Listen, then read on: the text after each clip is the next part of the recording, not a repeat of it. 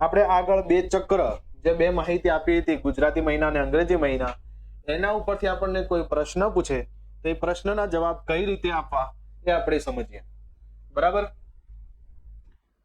સૂચના પહેલી વાંચી લેવી. નીચેના પ્રશ્નોના જવાબ આપો. પ્રશ્નના જવાબ આપવાના છે. એક વર્ષમાં કેટલા મહિના? તમને હું સ્ટાર્ટિંગમાં કીધું કે એક વર્ષમાં કુલ મહિના થાય 12 અને 12 મહિના ભેગા કરીએ એટલે એક વર્ષ બને. એટલે એક વર્ષમાં આપણે કુલ કેટલા મહિના થાય છે? 12 મહિના. તો અહીંયા તમારે જવાબ લખવાનો.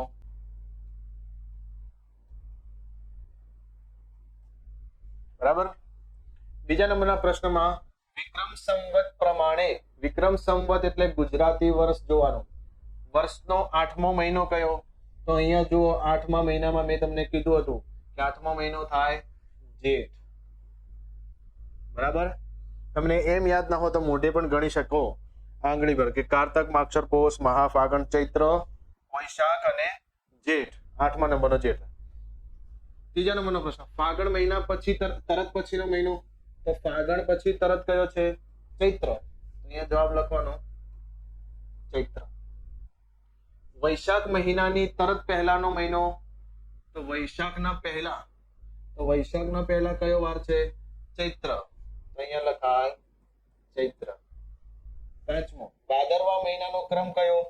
તો ભાદરવો મહિનો શોધો પેલા. તો ભાદરવો, અહીંયા તો ભાદરવાનો ક્રમ કયો છે? 11મો. તો અહીંયા જવાબ લખાશે 11. બરાબર. છઠ્ઠા નંબરનો પ્રશ્ન, ઈસવીસન પ્રમાણે, ઈસવીસન એટલે અંગ્રેજી મહિના પ્રમાણે વર્ષનો 11મો મહિનો. તો વર્ષનો 11મો મહિનો કયો છે? નવેમ્બર. તો અહીંયા જવાબ લખાશે નવેમ્બર. બરાબર. એના પછી 7મો, ઓક્ટોબર મહિનાની તરત પહેલાનો મહિનો કયો? તો ઓક્ટોબરની પહેલાનો મહિનો તો સપ્ટેમ્બર. અહીંયા જવાબ લખવાનો સપ્ટેમ્બર. મે મહિનાની તરત પછીનો મહિનો કયો? તો મે મહિના પછી તરત કયો મહિનો આવે છે? જૂન. તો અહીંયા જવાબ લખવાનો જૂન. બરાબર. ચલો એના પછી આપણે જોઈએ 9મા નંબરનો પ્રશ્ન કે જુલાઈ મહિનાનો ક્રમ કયો છે? તો જુલાઈ મહિનો એનો ક્રમ થાય 7મો. તો અહીંયા આપણે 7 લખીશું. ઈસવીસન પ્રમાણે વર્ષનો છેલ્લો મહિનો? તો છેલ્લો મહિનો છે ડિસેમ્બર. તો અહીંયા જવાબ લખીશું આપણે ડિસેમ્બર. કઈ ઋતુમાં ઠંડી પડે છે? તો આપણે આગળ જોયું હતું. કઈ ઋતુ હતી? તો કે શિયાળો. બરાબર. શિયાળામાં કયા કયા ગુજરાતી મહિના આવે છે? તો આપણે આગળ જોયું હતું કયા કયા મહિનામાં. તો સૌથી પહેલો કઈ ઋતુ હતી? શિયાળો, પછી ઉનાળો, પછી ચોમાસું. તો સૌથી પહેલી ઋતુ શિયાળો છે. તો આગળના 4 મહિના જોઈ લેવાના. તો કારતક, માગશર, પોષ અને મહા.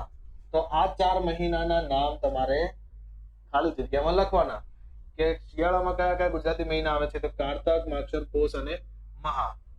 13મા નંબરના પ્રશ્નમાં કઈ ઋતુમાં ગરમી પડે છે? તો શિયાળા પછી આપણે કયો વાર હતો? ઉનાળો. તો આગળના 4 મહિના છોડીને બીજા 4 મહિના શું પડે? ગરમી પડે.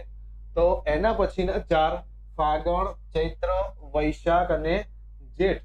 તો આ 4 મહિનામાં શું પડે છે? અહીંયા ગરમી પડે છે. બરાબર. કયા 4 મહિના?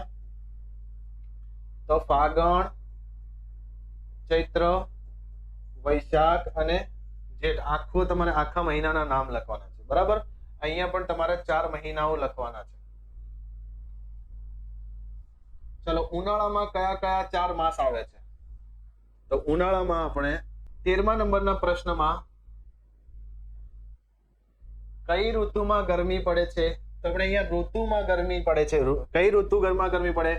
તો ઉનાળામાં. તો અહીંયા લખવાનો ઉનાળામાં. બરાબર.